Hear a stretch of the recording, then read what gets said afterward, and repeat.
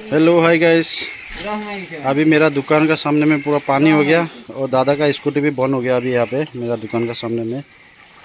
चलिए अभी देखा था आप लोग को। बहुत ज़्यादा पानी हो गया आज। मेरा दुकान में भी पानी घुसने वाला है, अंदर घुस गया थोड़ा थोड़ा। चलिए आपको दिखा रहा है आप लोग को। कल हमको जाना है दार्जिलिंग। आज मेरा दुकान में पूरा पानी घुस गया और रावादा मेरा हेल्प कर रहा है थोड़ा। ये रावादा अभी चावल को हम ऊंचा कर रहा है। पूरा दूध का केस लगा दिया इधर। चलिए आप लोग को दिखाता है।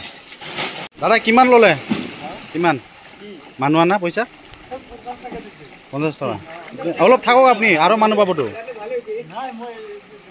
ভাই বহুত দুখৰ বিষয় হৈছে।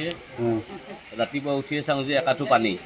ল'ৰা ছোৱালী মাইকী অফিচত স্কুললৈ যাব নোৱাৰিলে তাৰকাৰণে এতিয়া পৰি আছে পানীত পাব। আৰু আমাৰ এই পথটোৰ নাম কি? নীলক ভাল অলপ মানে সেই